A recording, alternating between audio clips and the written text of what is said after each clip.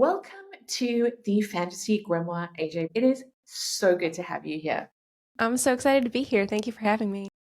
Your debut novel, Oblivion's Him, it launches next week. And I know with that comes all these emotions. And I promise you, it happens with every book. But I would really love to talk about your book for a second. Tell us about it. Who's your ideal reader? Give us the details. Yeah, so I have this is my prop copy right here, which I can't stop staring at. But it's epic fantasy, more focused on female friendships. It's got two main characters, Echo and Rienne, who were essentially adoptive sisters, and they split up in their 20s to go pursue their own life goals. They're now in their mid to late 30s. Things have not gone at all according to plan. And so they reunite in an attempt to get the things that they want out of life. There's airships and deals with the gods and a a very vengeful ex-girlfriend who leads the secret police who's after one and then both of them. Chaotic adventure and I don't know, if not to toot my own horn, but I think a really beautiful inner journey about how we cope as we age with life not going according to plan, and lots of magic and chaos. And I'm really excited for it to be out in the world. I have two immediate thoughts that come to mind as you say that. The female friendships thing. I was just discussing this with another friend how if we, let's take the corporate workspace, for example, and I think females have been almost taught to kind of compete with each other in the workspace instead of uplifting each other and supporting each other. And I just really love the idea of seeing that more in our literature more, where, oh, this is actually what a good female friendship looks like. We can both be successful and want different things, and that's okay. Like it's not an issue. So I love that you put that in your book. I think that's really cool. Yeah, and I don't see it a lot, especially in fantasy. When I was trying to find comp titles for this book, it was like impossible. And I would poll people and they'd be like, I can think of like maybe a side character in a book, and it just they don't really exist. So I'm happy to hopefully start a trend maybe for that, because I we get so many romantic relationships and those are beautiful and important too, but I love writing about all of the other kinds of relationships that we don't get to see as much in media. Because having all of those things well rounded is so important. The second thing you said there that I really loved is when life doesn't go according to plan. Now, if I went according to my life plan, I still remember being in high school. I'm going to be married by the age of 23, Oh and my I'm god. going to have, like, Yep, you know, yep. and I will. But before that, I'm going to be a famous tap dancer on Broadway. Like I had this list, okay. So that did not happen. None of that happened. I think I only got married at 30. I can't even remember that. I was in my early 30s when I got married. I don't have kids. I did not become a famous tap dancer, but if I look back on it now, I'm kind of happy with how it played out because I like the person I am now. But I hate it when people ask this question of where do you want to see yourself in 5 years? I'm Oh, like, I don't know. fuck knows. Let's see. It's going to be just as much a surprise to me. So I love that you're writing about that too. Yeah, I mean, it's something very close to my heart. I didn't necessarily have a list, but I we'll talk about this probably later, but I went to school for engineering and I thought that's what I was going to do, and for many reasons that didn't pan out, and then I got into writing and I was like, "Oh, maybe like 5 years and I'll find an agent and I'll like go on sub and be published," and that didn't pan out. And I think there's a big expectation somewhere in your 20s you're supposed to have your shit together. Maybe it's just our generation, but I'm looking around and I'm like, nobody's got it together. No one knows what's going on. At the time of recording this episode, I'm 36. I turn 37 next month. At times, I am just amazed that I can keep myself alive. That really just feels like an Yeah. achievement in itself. And we got the border collie puppy, and my husband and I, we literally high-fived each other after the first week. We're like, we've kept her alive. But then she got stuck in a fly trap. Now, Oh my just god. that doesn't realize this, the fly trap is a very long, yellow, sticky thing. Okay. And border collie puppies, being super inquisitive for their breed, she's like, what's this? And remember, they're very fluffy around their necks as well. So anyway, the fly trap got stuck around her neck. Okay, so she wasn't choking, but like just like she was sticky in her fur. Yes, Oh yes, no. and she was yelping like she was choking, but she wasn't. She's just being a drama queen. And it took two of us to figure out that oil was what got the residue out. But then we had to wash her 3 times to get the rest out, because if you cut a double coated puppy's fur, chances are the fur may never grow back the way it should. So that's why we were like, cutting as the last resort. So anyway, that made us feel very adult-like. We were like, we figured this shit out. Watch us go. Yeah. We're like, look at us achieve stuff. But anyway, I digress. I actually do want to come back to the engineering thing, because that is one of my questions for you.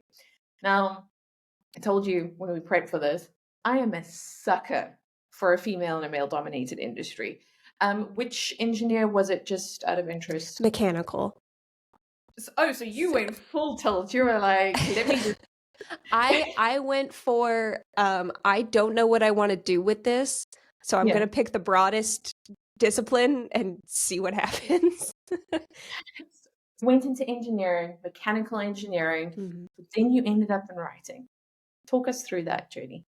Yeah, it kind of actually went writing and then engineering and then back to writing. It was one of those, like, as soon as I learned that you could write stories and that books didn't just appear from the ether, I was like, oh, this is what I want to do. Like, my mom has school scrapbooks, and I put in my 4th grade, like, what do I want to be when I grow up, was an author. And, you know, everybody sort of humors you when you're younger and you say stuff like that. And I'm like, oh, that's so cool. Like, that's so cute. And then you start looking at college and they're like, an English degree? What are you going to do with that? You're never going to make any money with that. And I was like, oh no, they're right. And so I literally Googled like most profitable college majors, because that was something I was really afraid of. You know, I wanted to be financially independent and not have to worry about that kind of thing. And I was good at math and physics, and all of these lists had various kinds of engineers on them. So I just said, okay, screw it. We're going to try this and see what happens. And there were ups and downs, but on the whole, I loved my college experience. I went to a school that had a program specifically for women in engineering, which was wonderful. And I don't think I would have survived college without that. But I was getting closer to graduating, and I thought maybe I'd go more towards the business side of engineering, because a lot of ME stuff is like manufacturing related or car related, and none of that stuff really spoke to me. I found a technical writing and marketing for engineers job, which was great for about 1.5 years until it wasn't. And all of the things that you associate with a male-dominated industry kind of started cropping up. I know. And I look back now and I'm like, oh, I should have gotten out of there so much earlier, but I was worried I didn't have a fallback, and I hated job interviews. I was like, I don't want to go through this process again. But it did eventually get bad enough that I had to leave. And my boyfriend at the time, now husband, as I was like panicking, trying to figure out what to do with my life, was like, well, if you could do anything, what would you do? And I was like, well, I've always wanted to be a writer. And he said, do it. Just try it and see what happens. So I tried it for 1 year, and I wrote a book, and I edited it and pitched it and went to a conference and talked to an agent. And of course that didn't go anywhere because it was my first thing I'd ever written. But I got the practice and quickly realized 1 year was not nearly enough time to learn everything I needed to learn. And so I kept going. And then the pandemic hit, and it was impossible to get a job. So it kind of accidentally became, oh, I'm a full-time writer now, but I'm very lucky to have my husband's support in this, and I wouldn't trade it for the world because I love doing it. And I've I've gotten a lot of practice. So yeah, So it's pretty wonderful. I want to just piggyback with something you said there about our generation.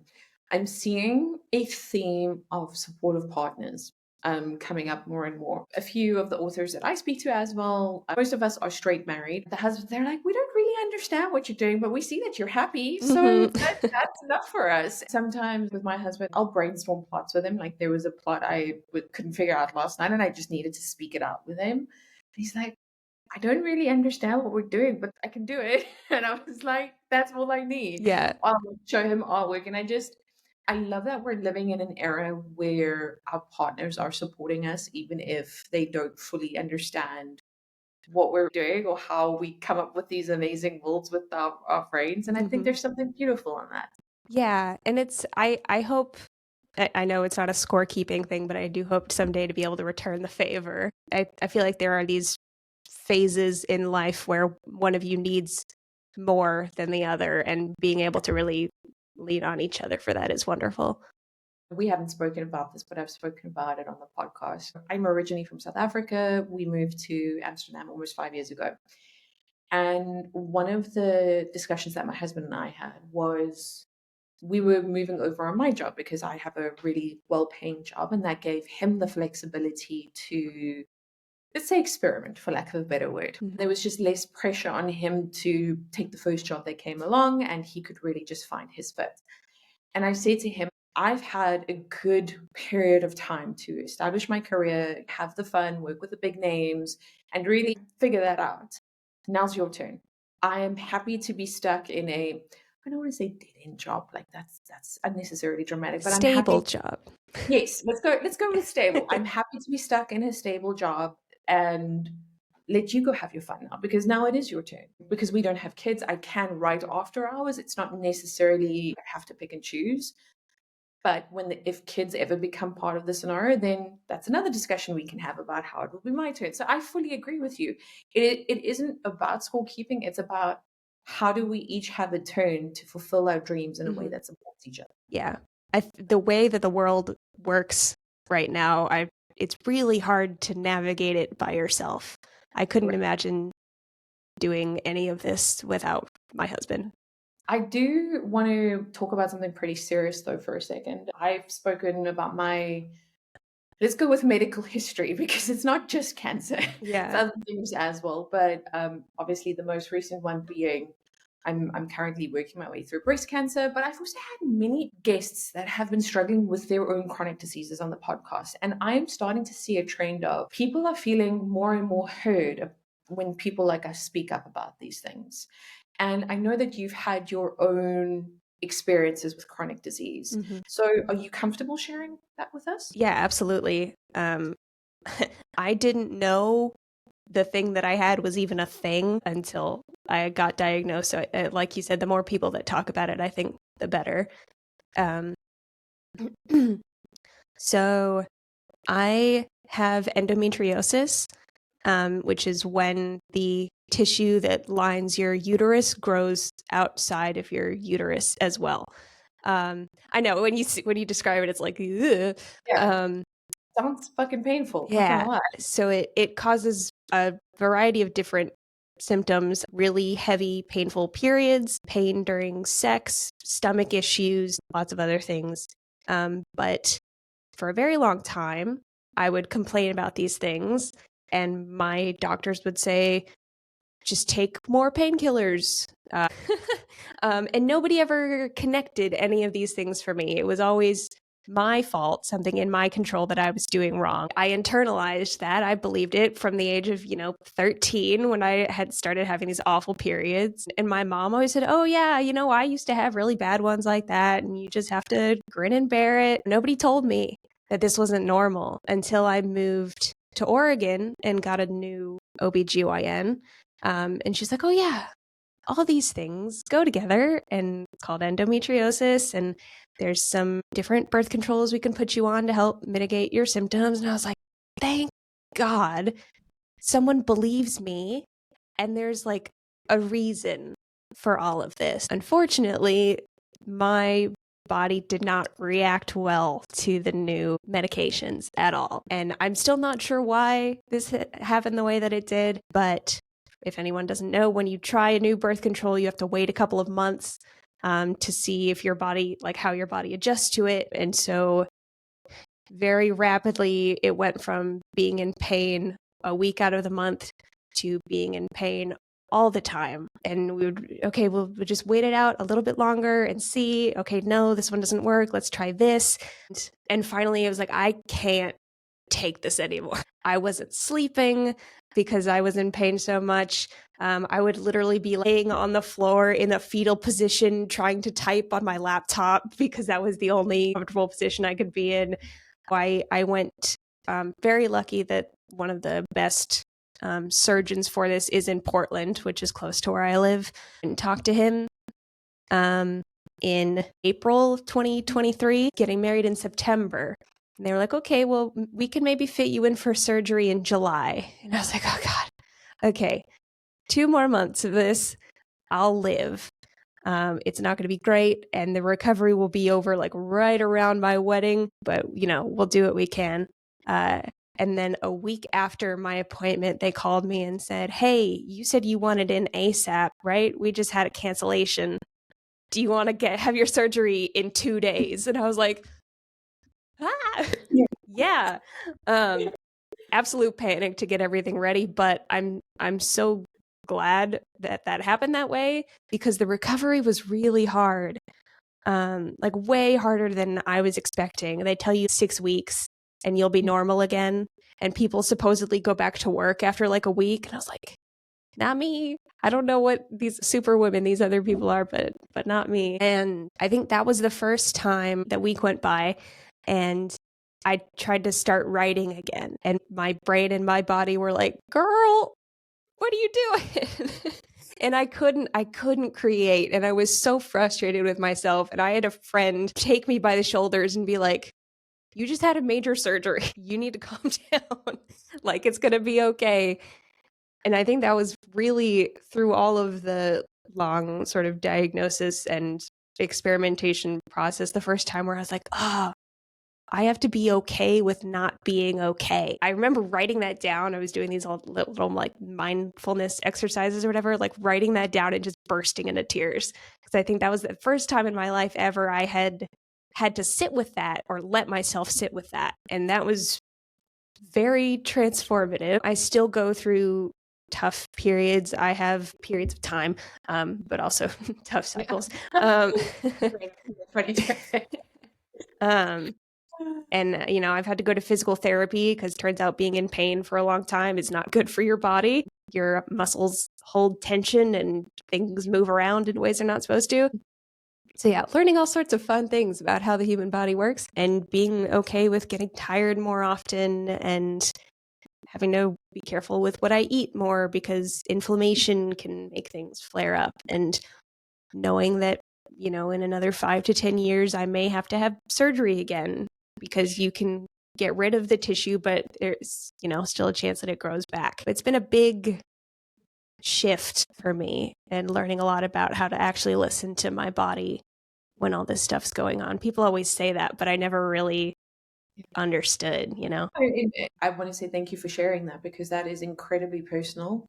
And I am actually honored that you felt comfortable enough to share that. With you saying that you have to accept things like getting tired, I mean, that was something I needed to come to terms with when I was on chemotherapy. During chemotherapy, looking back on it now, I was on a substantial amount of it. The first type of chemo that I was on it's called Red Devil. That's the nickname. It's a hardcore chemo that you get given. At first I was like, okay, like it's bad, but like I've honestly had worse hangovers, if I'm being completely honest with you. And it was only when I got to the second type of chemo, so that I looked back on those first 4 sessions and I was like, oh shit, this was bad. Like I was pushing through like pure stubbornness, if I'm being honest with you, when I should have been resting more, because I was like, it's taken so much away from me. I'm like, you're not going to take my routine from me as well. Like, fuck you. Watch me do it on my terms. And when I started the second type of chemo, there was actually one after one infusion. I came home, I got into bed at 7 p.m. and I slept until 7 a.m. the next morning, which is like the most unlike me thing in the world. Because I was like, I have to start slowing down. Mm-hmm. I just have to. It's almost like if you don't come to terms with it, your body forces you to. And Mm-hmm. I don't want to be that person. Yeah, it's a hard thing to come to terms with, especially, I don't want to speak for you, but I've always been sort of that like, we gotta go kind of Yes. person, like That's very exactly. type A, and don't want to appear lazy. Yes. Got to make sure that we're just keeping up the appearance of productivity, even if productivity is not so high. And that all crumbled during the time of worst illness, and it's especially when it's like a big part of your identity to be that way. It's really hard to grapple with that changing. I do want to ask you. I ask every guest this question. I'm going to ask you this question as well. What is your bookish hot take? Gosh, I have no idea where this falls on the spectrum of mild or hot take, but I think fantasy as a genre has a prologue problem, and we need to cut it out. Please explain. I'm dying to hear this one. I majority of books that I read that have prologues don't need them. I feel like they're often an excuse to info dump or like lore dump, or, and I have done this, so I'm not free of this either, but it's an author going, ooh, I'm going to drop all these hints, and like 20 chapters from now, the reader's going to be like, oh my God, remember that thing? And the reader's not going to remember that shit. I have the memory of a goldfish. I don't even remember my own shit from 20 chapters ago. Like, I think it's much better, and maybe this is because I've queried a bunch, and I know agents also hate prologues and they want to get like right into it as soon as possible. But I think readers want to get into your character, and they want to get into the world that is relevant now to your story now. And I've seen it work if you have a time jump for the character whose head we're going to be in for the majority of the story to give like a little bit of background. But even then, you can kind of give that piecemeal as you go. I think they're just contextless information a lot of the time. And it's just not that exciting to read to me.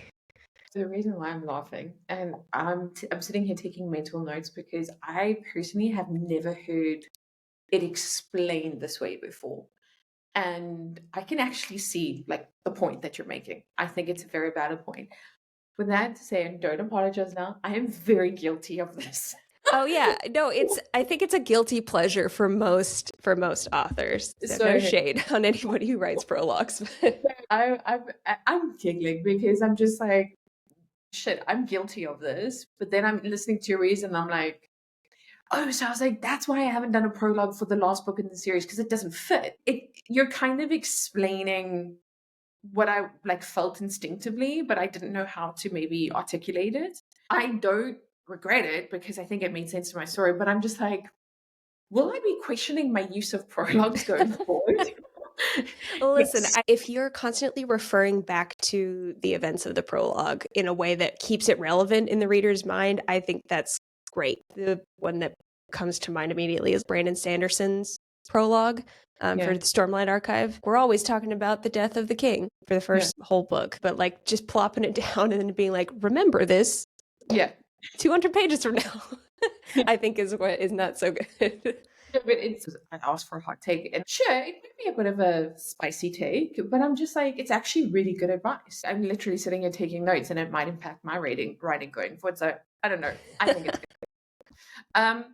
I do want to listen to me sounding corporate. I do want to circle back to your epic fantasy, Oblivion's hymn. Now, I don't know about you, but for me, in epic fantasy, I've almost come to expect some kind of god system, hierarchy, praying to the gods, praise the gods. A very popular one is Greek mythology. Okay, that's the standard one used across the board. Now, I know you have a god system in your story as well. What makes yours different? I love this question. I think a lot of the times the gods in fantasy books are these sort of distant powers. Like you said, you might pray to them. They might occasionally deign to intervene and do a miracle, or they might provide powers or something. You mentioned Greek mythology, and I've always loved how messy the Greek gods are. I love the family dynamics, and I love taking these super powerful people who have been around for eons and plopping them down in the same sandbox as my characters. I really like when the gods are heavily involved in a story. And I do that in Oblivion's Hymn, and I've done that in a lot of my books. And they're usually just as fucked up, if not more fucked up than my characters. And I just think that's so fun. I don't know, maybe a little bit of a spoiler, but one of the gods gets a point of view in book 2 in the sequel to Oblivion's Hymn, and it's been the most fun to write because they're so. I think the ways in which your mind plays tricks on you when you've been around for that long are so different and interesting. I can't remember where I read this, or it was a movie, one or the other. The point is, it's not my thought. Someone said that gods, let's say they've had thousands of years to learn and to be better people and learn from their mistakes.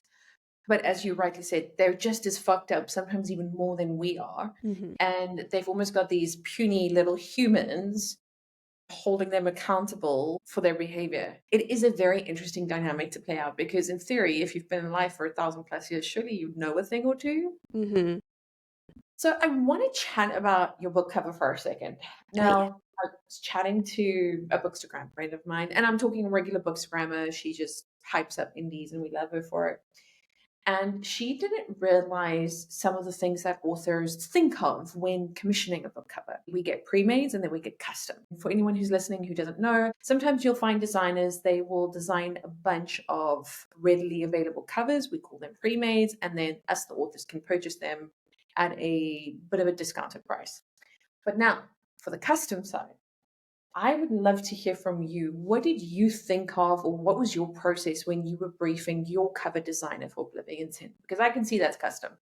It is, yeah. It took me a really long time to figure out what I wanted on my cover. And honestly, that was one of the things holding me back. There were a few things holding me back from going indie for a while, but I was like, I wouldn't even know where to start. Honestly, you start by looking at a lot of other book covers and seeing what sticks out at you as being eye-catching and what feels like it communicates the genre to you. And I saw it started with the hands and Echo, my bard character, mandolin. I knew I wanted those in there somehow. And I did like a very bad sketch that I gave to her. It's like, this is kind of the main image. And then just a list of every single symbolic thing I could possibly think of from the book. I trusted her to, incorporate what she wanted and leave out what didn't quite fit. My cover designer is the same designer who did Smoke and Scar by Gretchen Palafox. I've seen her work before. I know she knows what she's doing. So here's just like a bunch of stuff and have fun. And then like a color palette. And I gave her some sample covers that I had found that I liked the vibe of and why. I said very colorful, high contrast. I wanted something that felt magical and beautiful and dangerous. And yeah, she took that and ran and absolutely knocked it out of the park. On the whole custom covers thing, I think a lot of people don't realize as well that, as you rightfully said, it has to communicate your genre. In my case, you write about vampires. We're not going to go and put like flowers and shit on the cover because what do the two have to do with each other? I didn't know this until I started creating covers. The amount of thought and research that goes into a single custom cover, even I underestimated it. Your cover stood out to me because I haven't seen anything like it, and that's a compliment in case it wasn't clear. No, yeah, thank you.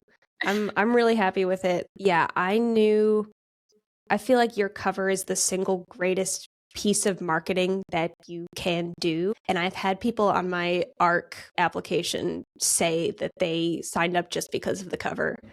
I know people say don't judge a book by its cover, but I am that bitch. Oh, everybody does. Everybody does. And if you say you don't, you're a liar. I have bought books because the cover is pretty and I've read it based on that. Like, fuck the blurb, fuck the reviews. The book was pretty and that's all I care about. Mm-hmm. Like, my question process, is it fantasy? Yes or no? If yes, is the cover pretty? Yes, purchase. Like, Yeah. that is as straightforward as it is for me. At the very least, sometimes the cover is the thing that makes you like read the blurb or read the first couple of pages. It is the first, like, you get that little crow part of a reader's brain that goes, ooh, shiny, and then they want to check it out. We've briefly touched on this throughout the episode so far, but I want to just spend some time talking about your thoughts leading up to publishing Oblivion's hymn. There's a lot. Many thoughts.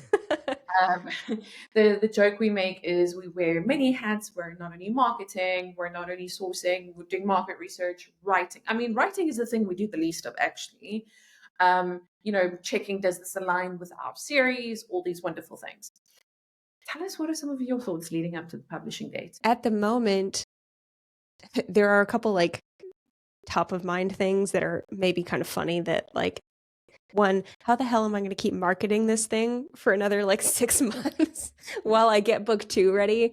I'm like, God, it's so hard to come up with content ideas, or I find it very hard to come up with content ideas. And as an indie author, you never really get to stop marketing your books. That's a little like, oh boy, I feel like I've been talking about this book forever and I'm ready to be done. Book 2 is currently with beta readers, and I have this fear of book 2 not living up to book 1. I've been writing for, what is time?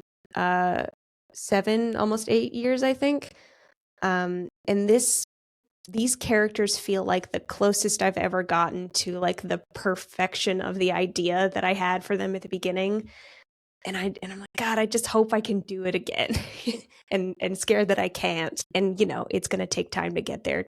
Early drafts are always messy, but that fear of not being able to repeat, I can't even say success yet because the book's not out, but success to me, I feel like I made a good story and I want to keep being able to do that. God, I felt that. So, like, deep in my soul, I think, I mean, again, we can't speak for every writer, but I think every writer goes through that, especially when you do make a splash with the first book in a series, and then you're constantly thinking, okay, cool, this is the story I want to tell, and like, this is right, this is where it needs to go.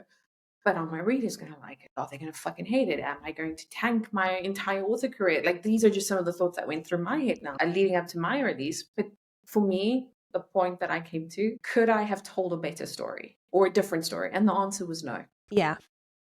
I think that's how you know when you're done.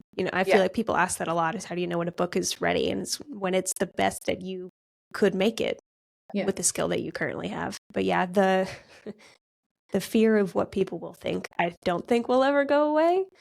It gets easier though. It does. Yeah, I think I have gotten to that point with like rejection, like query rejections, but now it's like the actual product and it's like a whole different thing. So that'll be a fun little roller coaster for me to ride. I think the biggest thing that I'm kind of thinking / not exactly worrying about, but I know there's no such thing as a perfect book, and people will find things in it that they don't like or that I could have done better. But I just really hope that I can find the readers who need this story as much as I did when I wrote it. Yeah. And the people who like really identify with my characters. That's my biggest hope kind of going into publication. One of the biggest things as authors that we will ever achieve is finding our readers. And I'm still not convinced I've done it, if I might add. I'm constantly trying new things to see if I can figure it out, because I have gone particularly niche, which I didn't make it easy for myself. I feel like the purpose of art is to make you feel things. And if you just read this book and kind of went, like, I have failed as an artist. So AJ, we've got no spice and we've got spice. But you are very clear in your Instagram bio. You classify yourself as low spice, high stakes. Please explain to us and educate us what this difference is. Yeah. So maybe I shouldn't put them together necessarily, because high stakes is plot related, not spice related. High stakes spice would be crazy. My But mind is trying to figure that out. no, but yeah, low spice for me. I don't. Gosh, where do I start with this? So no, nothing explicit.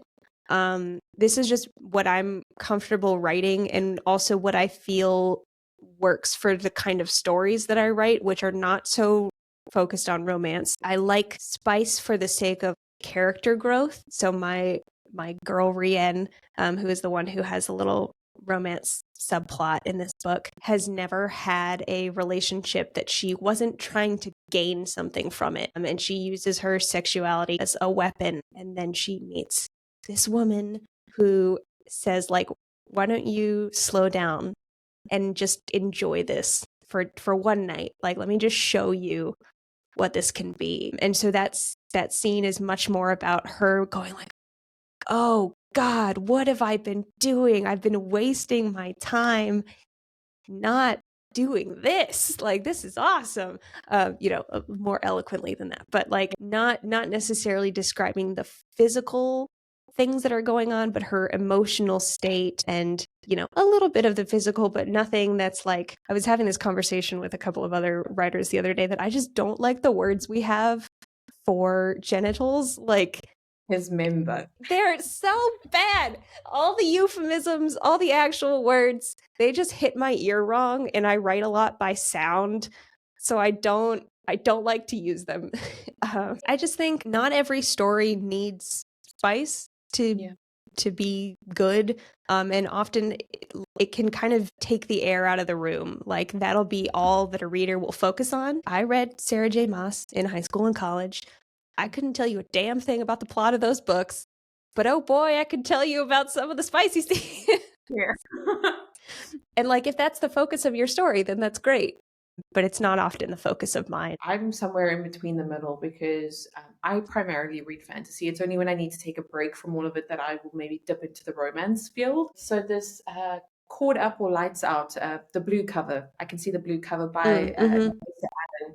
I was like, okay, I've seen hype about this book for like a year. Let me dip my toes into it and see what the fuss is about. And I actually really enjoyed that book. But I walked in knowing that it was a spicy time. I'm reading some of the stuff in this book, and I'm like, and I'm not mad. I gave her a 5-star rating because I was like, I had a good time in that book. Where does that go? Because I genuinely don't know. Yeah. The geometries and something's not lighting up. For the spice thing, for me, I've kind of like gone back and forth about writing it because I agree with you. For me as an author, it has to add something to the plot.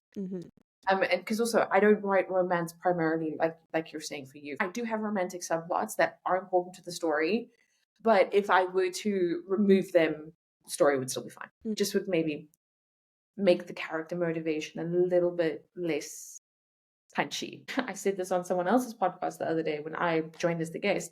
It's like, I can't get that voice out of my head that my mother is going to read a spy scene that I wrote. Oh my God. Yep. If her child is okay in the head. So that is something I'm still busy working through right now. It's getting better.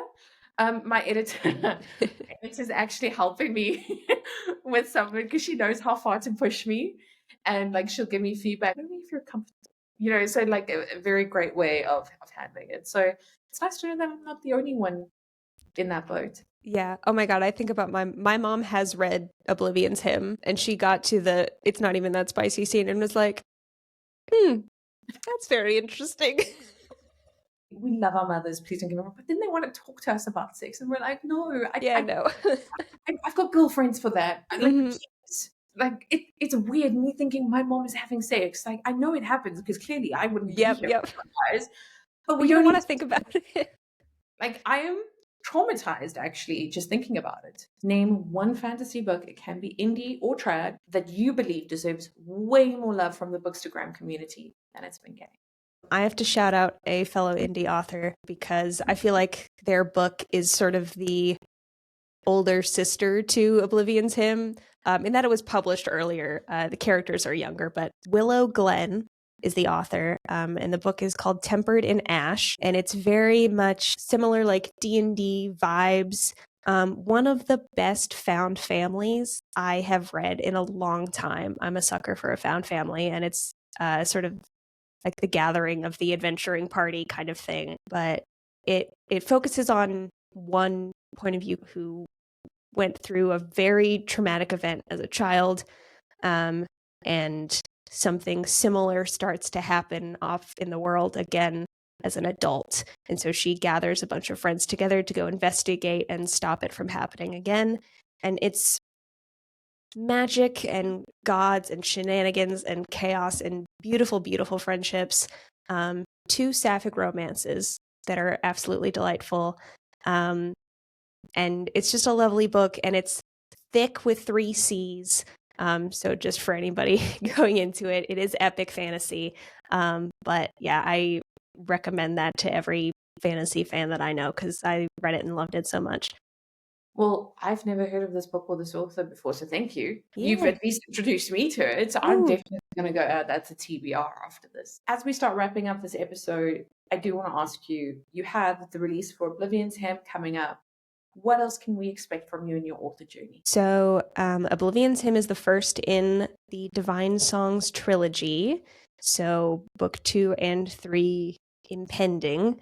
Honestly, I have no idea how long these things are going to take me to write. I haven't set any timelines for that yet, but they will be here eventually. And after that, I've got a big backlog of stuff that I might revisit. I've also got some new ideas kicking around that might not give me any peace if I don't write them down. So I think maybe a couple standalones will come after this series because holy moly, series are hard. It might be nice to do something a little bit shorter. But yeah, I will always, I think, be a fantasy writer because that's what I've always read and grew up with and loved.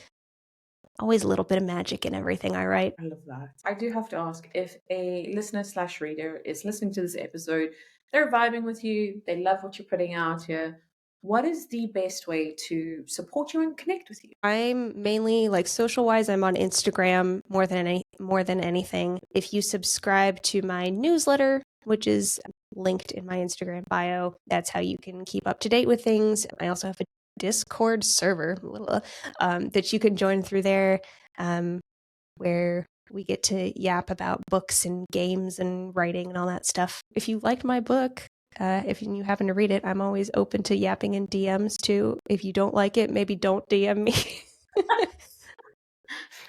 But yeah. I do plan to have pre-orders open through my author shop. That's always nice. I think you get the biggest bang for your buck there, and those will come with lovely little stickers and art prints and stuff. Otherwise, yeah, leave reviews anywhere. Goodreads, Fable, Storygraph. I don't have like a Patreon or anything set up yet, so I think that's just about it. I'm actually seeing that's a huge trend I'm starting to see with authors. I'm seeing Patreon is becoming a big thing, and I'm like, shit, do I need to do that now? Like, I would need like extra content, I think, that I don't have yet. So maybe further down the line, that'll be a thing. You mentioned this earlier on in the episode, like I'm a type A personality, so I'm great with time management. Like I will get to everything. I know how to manage accordingly. But the idea of yet another platform to manage and more, like it makes me a little bit like panicky, and I don't ever. So, but yeah, I guess that's where I would hire a PA. And AJ, it has been absolutely phenomenal talking to you today. This and was wonderful. I cannot wait to read Oblivion's Hymn. Like that cover sold me. I didn't even have to read the blurb. I'm like, I'm gonna read it because of the cover now. Mission accomplished. It's been so good connecting with you. We didn't really know much of each other before this episode, even though we followed each other for a while. And I love supporting fellow indie authors as well. So thank you for being here today. Yeah, thank you so much for having me. This was wonderful. And I hope we get to talk some more someday.